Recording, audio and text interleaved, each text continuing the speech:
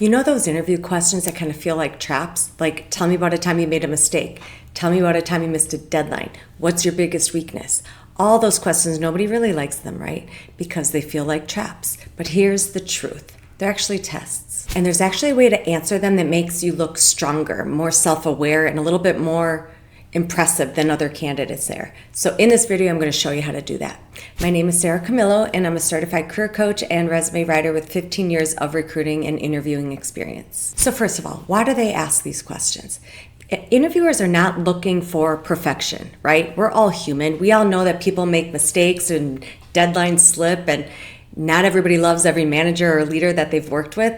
So these questions really exist to help reveal how you respond to them, how you handle challenges, how you make decisions. Can you make tough decisions? How you learn from conflict, things like that. So in short, it's not about exploiting your flaws. It's about how you show growth and how you respond to challenges. When you're answering these questions, you want to keep your answers short. Focus on the mistake, the lesson learned, and the growth that you achieve from it. Now, let me address a big misconception. Some job seekers think that when they're asked about a difficult boss or a challenging leader, that it's their time to vent or really just sound like a badass, right?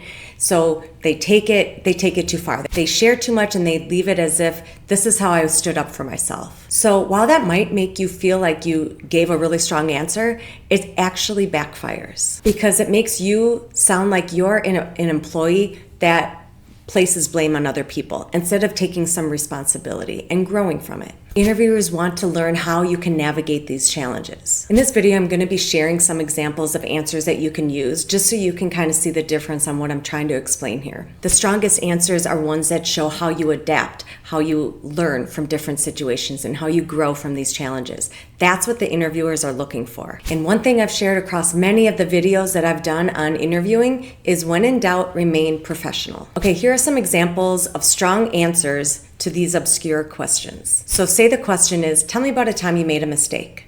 Don't ever say, I can't think of any mistakes. Again, we're all human. They're not looking for that. And that may end the interview kind of quickly if you say something like that. So just be honest. Here's an example of something that you can say. Early in my career, I rushed a client presentation and missed a data error. So I owned it, I fixed it that same day, and I learned to always double check or even have a peer or a colleague review my data before presenting. So now accuracy is one of my biggest strengths. So again, in that answer, I didn't place blame. I owned it and showed how accuracy has become a big strength of mine. Instead of saying, oh, somebody else gave me that data, or oh, the reporting team gave me the wrong information.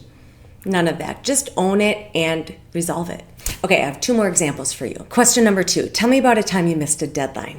So here's an example of an answer that you can share. On a group project, I underestimated the testing time and we delivered 2 days late. I took responsibility, gave my manager advance notice, or you can say I gave the client advance notice that it was going to be late. And then following that project, I never missed a deadline again. So there's times that you are able to share a result first. So in this situation, you could start with, I haven't missed a deadline since, but yes, there was a time I missed a deadline, and then go into your story. So again, it's all about just owning it, saying, yes, I made the mistake and this is what I did to resolve it, and I haven't made that mistake again since. Okay, my last example. Question number 3, what is your biggest weakness? First of all, I find it kind of funny that this question seems to be circulating again across all different industries. A lot of my clients seem to get it these days, where I feel like this was a question from like 30 years ago. But anyway, it's being asked again, so let's give you a good answer. Here's an example of an answer you could use. My biggest weakness used to be public speaking. I tackled it by joining a speaking group and volunteering for presentations. Now, while I'm not a TED Talk pro, I'm confident leading meetings and workshops, and it's become a strength of mine that I keep building on. So in this situation, I used a skill that many people are not experts in, which is something that you can do. And ideally, you want to pick a skill here that is not a primary skill for the job that you're interviewing for.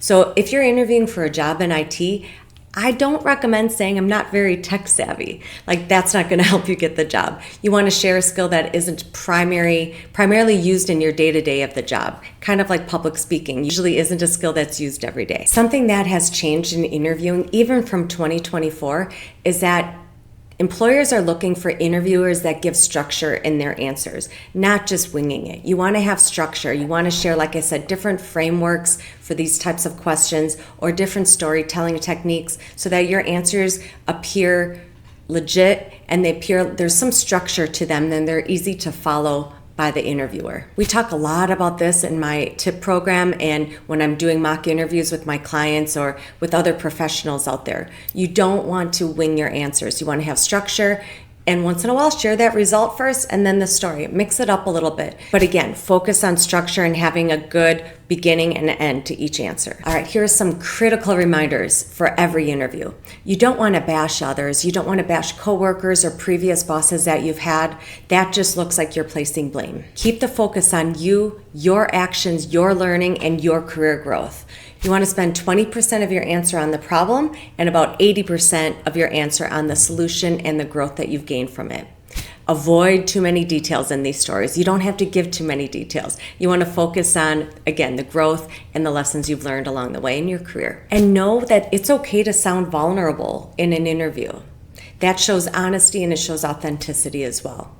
You always want to end every interview answer on a positive note, and that shows that you're stronger today and that you're a good leader today. So remember, challenge, lesson, and then growth. So the next time in an interview when you're asked about a mistake or missing a deadline or a weakness or anything like that, think challenge, lesson, and growth. Because again, these questions are not out there to prove that you're flawless or perfect in any way.